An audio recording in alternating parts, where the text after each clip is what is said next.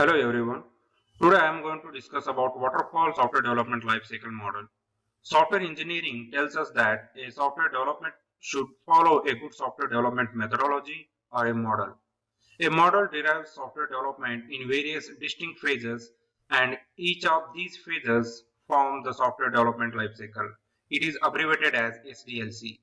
There are various SDLC models followed in the industry, and the most basic and the oldest form is the waterfall model, which is the topic of this lecture. These are the learning outcomes. At the end of this lesson, students will be able to identify problems occur if life cycle model is not followed and identify the different phases of classical waterfall model. These are the contents I am going to cover in this session. Software development lifecycle. There are various software development approaches defined and designed which are used during development process of a software. These approaches are also referred as software development process models. For example, the waterfall model, prototype model, the V model, incremental model, rapid application development model, agile model, iterative model, spiral model, and each process model that follows a specific task. Software lifecycle phases. Software's lifecycle model describes the phases of software lifecycle and the order in which those phases are executed. Each phase produces deliverables or outputs required by the next phase in the lifecycle. In requirement analysis, customer requirements are gathered in this phase, and this phase is the main focus of the project manager and stakeholders. Meeting with managers, stakeholders, and users are held in order to determine the requirements like what should be the input, what should be the output of a system.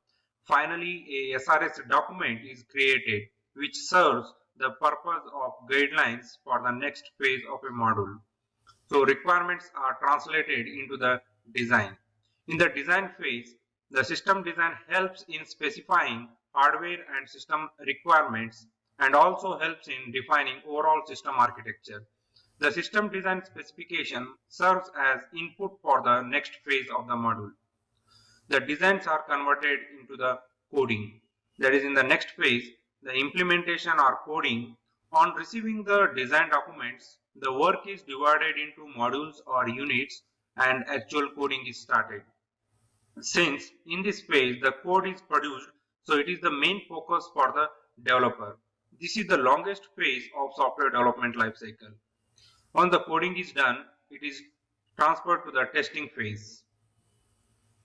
This testing is done against the requirement to make sure that the product is actually solving the needs addressed and gathered during the requirement phase. Once the testing is done, after successful testing, the product is delivered or deployed to the customer for their use. As soon as the product is given to the customer, they will first test using the using a testing technique called as beta testing. If any changes are required or if any bugs are caught, then they will report it to the development team. Once those changes are made or the bugs are fixed, then the final deployment will happen. At the last stage is maintenance. Once when the customer starts using the developed system, then the actual problems comes up and needs to be solved from time to time. This process where the care is taken for the developed product is known as a maintenance. Now pause a video for a minute and think about why the software development lifecycle is important in project development. SDLC serves as a guide to the project and provides a flexible and consistent medium to accommodate changes and perform the project to meet client's objective. SDLC is must for development since the project manager uses to monitor and control each phase and can compare each phase with its schedule. Also, each phase has some inputs and outputs that is called as work products which can be used to show the client and also the status of the project. Now we will discuss the waterfall model. Waterfall model is the basic a first classical model in SDLC. The waterfall model is also known as a linear sequential model. What it means is the development process is actually a unidirectional and flows steadily downwards through the different phases of software development.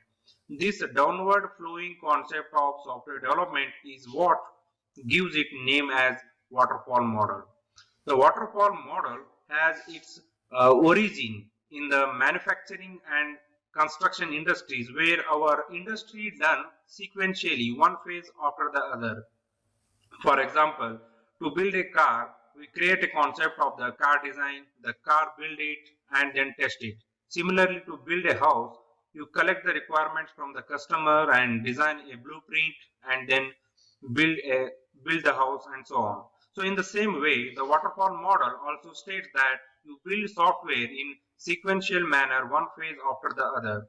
Since the flow is sequential, this model is very simple to understand and easy to implement. What it means in terms of software development is that every phase will need to be completed before we go to the next phase.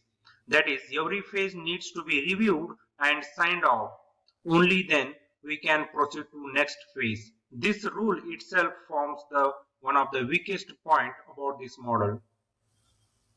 Now we'll discuss the waterfall model in detail. First, let us see the flow of this model in detail. The first step in waterfall model is requirement analysis. The requirements are collected from the customer and are analyzed, and a technical document is created as a baseline for creating the software. The requirements are classified as functional and non-functional requirements, and the requirement analysis phase generates some documents like SRS document. These documents are reviewed and signed off, after which the project moves to the system design phase. A design team will create a blueprint for software using the requirement documents and create a design document like high level design documents and low level design documents. Again, all the artifacts are reviewed and signed off by a team of stakeholders and managers. Once the design phase is over, the project will then move into the implementation phase when the developers the converts the design into the code. Developers will code modules which are then integrated into a complete software. This implementation phase will generate the developed software. A working application according to the user requirements. At the end of implementation, the development team will review and sign off the product from their end and hand it over to the testing team.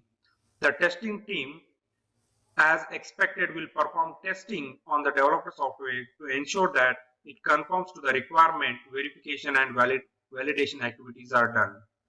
While testing, it will ensure the quality of the product.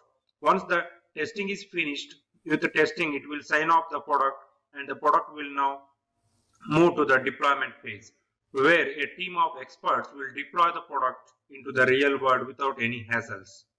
After the deployment phase, the product will in the maintenance phase, which is regularly updated and issues a pass-by team assigned to perform the maintenance activities. Meanwhile, if any requirements change, then the project moves back to the requirement phase and again has to cascade down all the stages to maintenance stage. Similarly, if the design changes, our coding bugs pop up and then the project moves back to the appropriate phases and cascade the term again. So this is how the waterfall model of a software development works. Now we'll see some advantages and disadvantages of waterfall model.